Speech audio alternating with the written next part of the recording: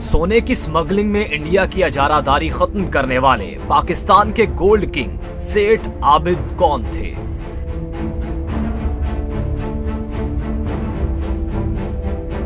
दी gold king के नाम से मशहूर सेठ आबिद 8 जनवरी 1933 को पाकिस्तान के जिला कसूर में पैदा हुए।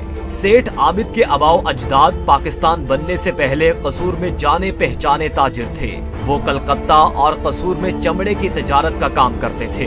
1950 में जब सेठ आबिद की उम्र महज 17 साल थी तो वो अपने वालिद के साथ कराची मुंतकिल हो गए, जहां उन्होंने अपने वालिद के साथ सराफा बाजार में सोने और चांदी की एक दुकान शुरू की। सेठ आबिद की जिंदगी का अहम मोड़ तब आया जब उन्होंने कराची के कुछ माहीगिरों से मुलाकात की जो दुबई से कराची में सोने की स्मगलिंग का काम करते थे।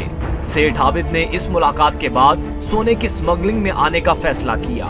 सेठ आबिद ने 50 की दहाई में बड़े कम अरसे में सोने की स्मगलिंग में अपनी अजारादारी कायम की। उन्होंने न सिर्फ कराची की बंदरगाह पर अपना असर रसूख कायम कर लिया, बल्कि वो मुल्क भर की सियासत में भी पसे पर्दा असर अंदाज होने लगे।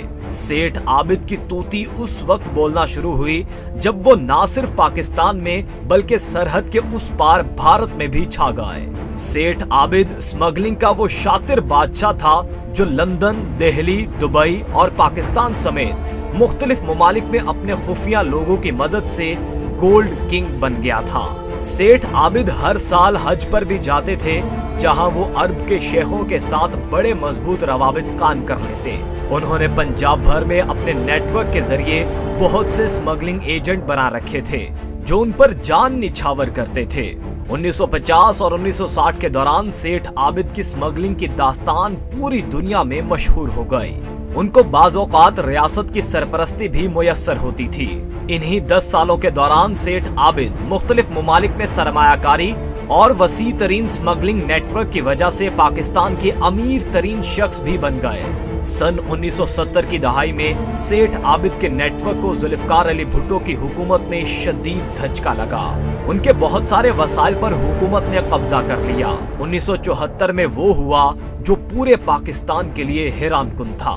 लाहौर में पंजाब पुलिस ने स्पेशल टास्क फोर्स के जरिए सेठ आबिद के घर छापा मारा। इस छापे में पुलिस ने 12.5 मिलियन की पाकिस्तानी करेंसी, 40 लाख मालियत का सोना और 20 लाख मालियत की स्विस घड़ियां बरामद की। इसके अलावा स्मगलिंग की नकलो हमल के लिए दर्जनों घोड़े और गाड़ियां भी कब्जे में ली। भुट्टो की हुकूमत में ट्रिब्यूनल कमेटी कायम की गई ताकि स्मगलिंग की तहकीकात की जा सके, लेकिन सेठ आबिद इस कमेटी के सामने पेश ना हो सके। सेठ आबिद रूपोश हो गए और पाकिस्तान में उनको इंतहाई मतलूब शख्स करार दे दिया गया। सेठ आबिद की गिरफ्तारी के लिए भुट्टो हुकूमत में मुताद्दिद छापे मारे गए, लेकिन हर बार सेठ आबिद बचकर निकल जाते। सन 1977 में सेठ आबिद ने रजाकाराना तौर पर ज़ियाउल हक की हुकूमत में गिरफ्तारी दे दी।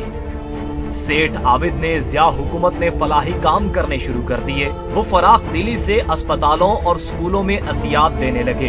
पूरे मुल्क में उनकी शोहरत बड़े बिजनेसमैन के बजाय एक नेक दिल इंसान के तौर पर होने लगी। उन्होंने गूंगे बहरे बच्चों के लिए हमजा फाउंडेशन के नाम से एक इदारा भी कायम किया। कहा जाता है कि जब अमेरिकी हुकूमत ने पाकिस्तान पर न्यूक्लियर रीप्रोसेसिंग प्लांट की दरामद पर पाबंदी लगा दी तो सेठ ही थे जिन्होंने न्यूक्लियर रीप्रोसेसिंग प्लांट को फ्रांस से समंदर के जरिए पाकिस्तान पहुंचाया। 2017 में इसकी मजमूई मालियत का तखमीना तकरीबन 3 बिलियन अमेरिकी डॉलर था। जौहरी प्लांट में मदद करने पर सेठ आबिद मुल्क के हीरो के तौर पर सामने आए। शायद वो पहले इंसान थे जो गैर कानूनी तौर पर तिजारत करने के बावजूद पाकिस्तान में हीरो बन गए।